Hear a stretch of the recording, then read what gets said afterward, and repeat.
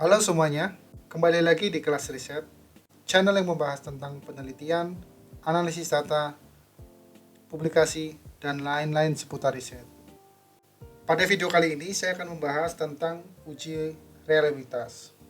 Jadi dalam penelitian survei dengan kuesioner, peneliti harus memastikan kuesioner yang digunakan memenuhi kriteria pengukuran yang valid dan reliable.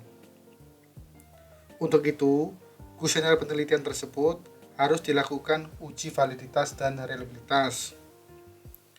Nah, bagi yang ingin mengetahui cara uji validitas, silakan tonton video saya yang lain. Untuk linknya ada di deskripsi video ini.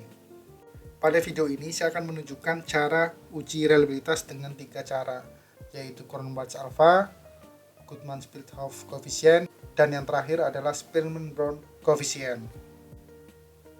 Sebelum itu, sekilas saya akan membahas tentang uji reliabilitas itu apa. Secara umum, uji reliabilitas bisa diartikan sebagai sebuah pengujian untuk mengetahui sejauh mana hasil pengukuran dengan menggunakan objek yang sama akan menghasilkan data yang sama. Uji ini berkaitan dengan uji kehandalan, konsistensi, atau stabilitas dari instrumen pengukuran. Sebagai contoh, ketika kita ingin mengukur kepuasan pelanggan, kuesioner tersebut bisa dikatakan reliable ketika indikator-indikator yang digunakan untuk mengukur kepuasan pelanggan mampu menunjukkan hasil pengukuran yang konsisten dari waktu ke waktu. Sebagai ilustrasi, ketika kita mau mengukur berat pada bahan-bahan kue, ada berbagai alat yang bisa digunakan untuk mengukur berat. Tetapi tidak semua timbangan mampu menghasilkan secara reliable atau konsisten. Contohnya adalah timbangan ini. Timbangan ini bisa dikatakan valid karena timbangan ini mampu mengukur berat dengan ukuran gram, tapi kurang handal dalam mengukur sesuatu yang sifatnya ringan seperti bahan-bahan kue. Contoh yang lainnya adalah alat timbangan ini. Alat timbangan ini juga bisa dikatakan valid karena mampu mengukur berat dengan ukuran gram, dan juga reliable karena alat timbangan ini mampu mengukur sesuatu yang sifatnya ringan seperti bahan-bahan kue. Dari ilustrasi di sini bisa dilihat bahwa ketika kita mau mengukur berat dengan bahan-bahan kue, maka alat ukur yang lebih reliable adalah alat timbangan yang berwarna putih atau yang ada di sisi kanan. Selanjutnya adalah teknik uji reliabilitas. Dalam berbagai literatur, untuk menguji reliabilitas kuesioner bisa digunakan dengan berbagai cara. Yang pertama adalah teknik Cronbach-Alpha. Ini adalah teknik yang paling populer digunakan oleh para peneliti. Yang kedua adalah Spearman-Brown coefficient. Yang terakhir adalah Guttman-Splithoff coefficient. Kita langsung ke tutorialnya masing-masing. Sebagai contoh pada video ini, untuk kepentingan uji reliabilitas, saya akan mencoba mengukur dua variabel, yaitu kepuasan pelanggan dan loyalitas pelanggan. Pengukuran kepuasan pelanggan akan diukur dengan 5 indikator dan loyalitas pelanggan akan diukur dengan 4 indikator. Jadi total keseluruhan ada 9 indikator. Dan ini adalah datanya. Saya telah menyebar kuesioner kepada 50 responden dengan 9 indikator pengukuran. Kita coba dulu cek variable view. Nomor 1 sampai dengan nomor 5 ini adalah untuk pengukuran kepuasan pelanggan. Nomor 6 sampai dengan nomor 9 ini adalah untuk pengukuran loyalitas pelanggan. Kita kembali ke bagian data.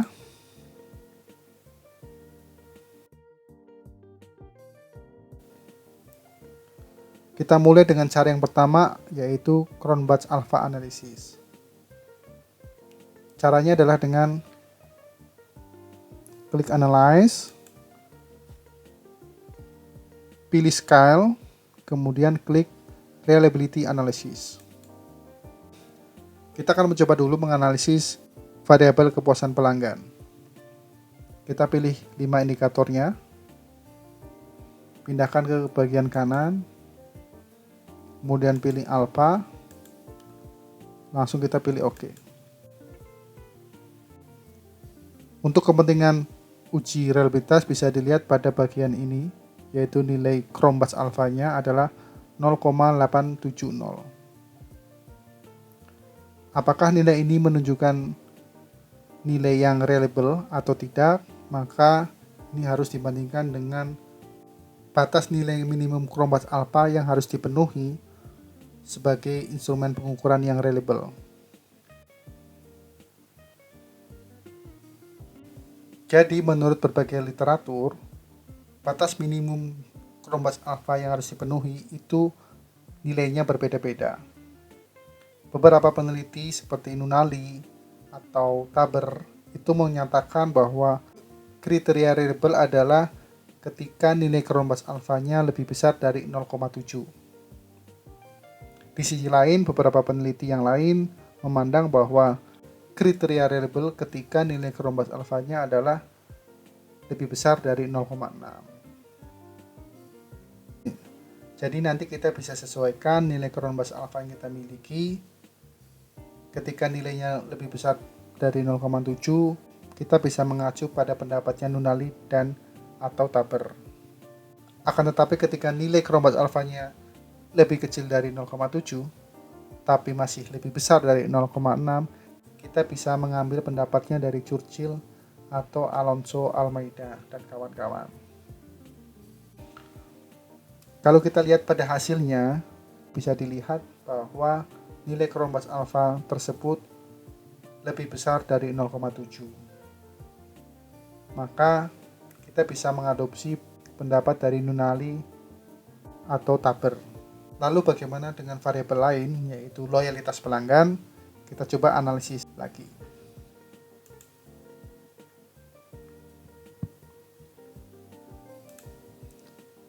Silahkan klik Analyze, pilih Scale, kemudian klik Reliability Analysis. Kita kembalikan indikator kepuasan pelanggan, kemudian kita pindahkan indikator loyalitas pelanggan. Kita pilih alpha, kemudian pilih atau klik OK. Kita lihat hasilnya. Bisa dilihat nilai Chromebus alfanya adalah 0,676. Dengan demikian nilai tersebut di bawah dari 0,7 tapi masih lebih besar dari 0,6. Maka kita bisa mengacu pada pandangan yang kedua bahwa nilai Chromebus alpha di atas 0,6 masih memenuhi kriteria pengukuran yang reliable. Yaitu tadi cara yang pertama dengan Chromebus alpha. Lalu cara yang kedua adalah dengan analisis Spearman-Brown Coefficient. Caranya mirip dengan Chromebus alpha. Klik Analyze, pilih Scale, klik Reliability Analysis. Kita kembalikan indikator loyalitas. Kita masukkan indikator kepuasan pelanggan. Ada 5. Pindahkan ke kanan. Kemudian yang membedakan adalah klik alpha menjadi split how. Kemudian klik OK. Untuk kepentingan analisis Spearman-Brown Coefficient bisa dilihat pada bagian yang saya tandain ini, yaitu Spearman-Brown Coefficient. Nilainya adalah 0,887 atau 0,890. Untuk mengetahui apakah nilai tersebut sudah reliable atau belum, maka nilai tersebut perlu dibandingkan dengan batas nilai minimum koefisien yang harus dipenuhi sebagai instrumen pengukuran yang reliable. Kalau mengacu pada pendapat Dedeli dan kawan-kawan tahun 2014, kriteria pengukuran reliable yang baik adalah ketika nilai koefisiennya lebih besar dari 0,8. Ketika nilai koefisiennya berada di antara 0,6 sampai dengan 0,8, maka koefisien tersebut masuk dalam kategori kriteria reliable yang sedang. Lalu untuk koefisien yang di bawah dari 0,6 maka bisa dikatakan pengukuran tersebut memiliki kriteria reliable yang rendah. Sebaiknya koefisien Spearman-Brown lebih besar dari 0,6.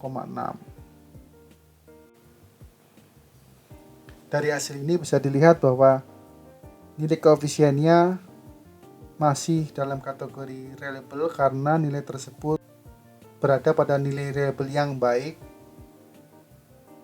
yaitu lebih besar dari 0,8. Kita coba lakukan analisis untuk variabel loyalitas pelanggan.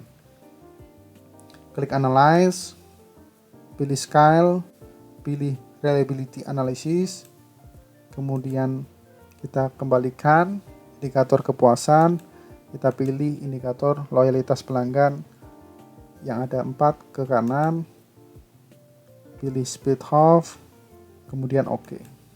Untuk cara yang kedua, bisa dilihat hasilnya adalah nilai koefisien Spearman-Brown yaitu 0,613. Nilai ini masih dalam kategori cukup baik karena lebih besar dari 0,6.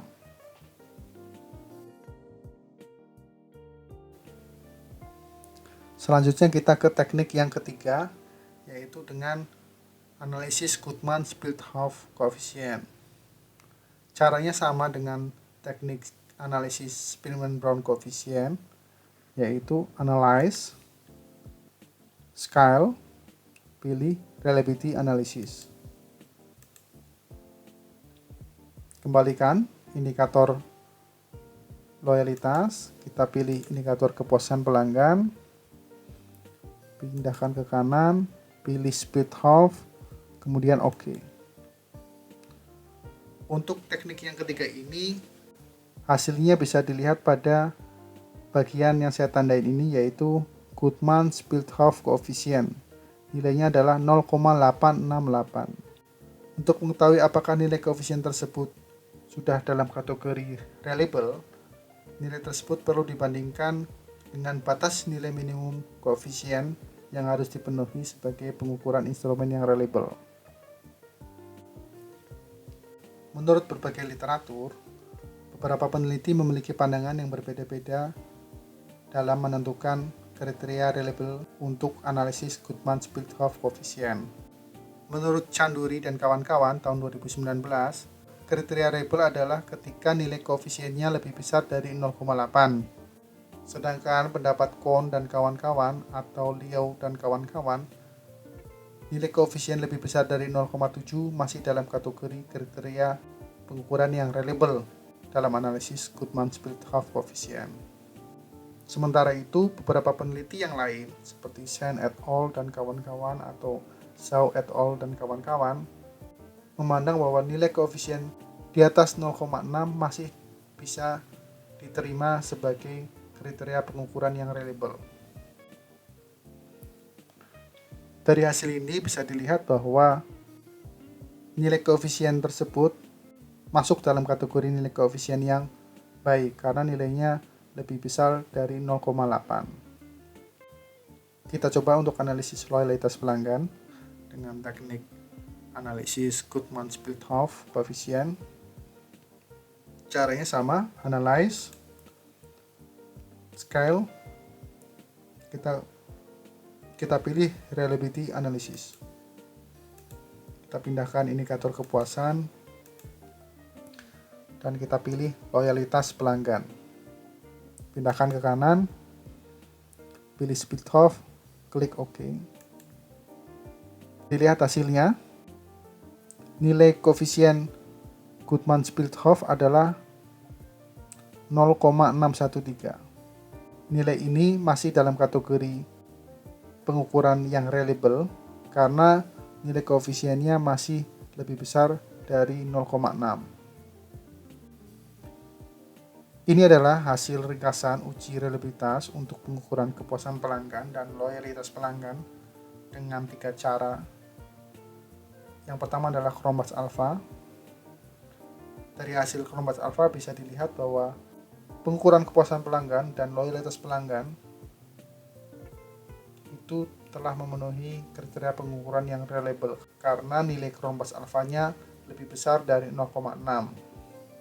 Lalu teknik yang kedua adalah Spearman-Brown Coefficient, juga menunjukkan bahwa pengukuran kepuasan pelanggan dan loyalitas pelanggan memenuhi kriteria yang reliable karena nilai koefisiennya lebih besar dari 0,6. Dan yang terakhir adalah analisis Goodman-Spilthoff Coefficient, juga menunjukkan bahwa pengukuran kepuasan pelanggan dan loyalitas pelanggan memenuhi kriteria pengukuran yang reliable karena nilai koefisiennya juga lebih besar dari 0,6. Dengan demikian, dengan 3 teknik tersebut, pengukuran kepuasan pelanggan dan loyalitas pelanggan bisa dikatakan telah reliable. Ya, ini adalah referensi yang saya gunakan tadi untuk menentukan batas minimum nilai Cronbach's alpha atau koefisien yang harus dipenuhi sebagai instrumen yang reliable. Jika ada teman-teman yang membutuhkan referensinya, teman-teman bisa cari di Google untuk mempelajari lebih lanjut. Yaitu tadi video tentang tutorial analisis uji reliabilitas dengan 3 cara, yaitu Cronbach's alpha, analisis Goodman-Spilthoff Coefficient, dan yang terakhir adalah analisis Spearman-Brown Coefficient. Jadi teman-teman bisa memilih dan menyesuaikan mau menggunakan teknik analisis yang mana sesuai dengan keinginan teman-teman. Jika ada informasi yang kurang atau belum dimengerti, silahkan teman-teman bisa mengajukan pertanyaan di bagian kolom komentar. Saya doakan bagi kalian yang sedang mengerjakan penelitian, semoga penelitiannya sukses dan lancar. Terakhir, jangan lupa like jika suka video ini dan subscribe channel ini. Terima kasih, sampai jumpa di video-video selanjutnya.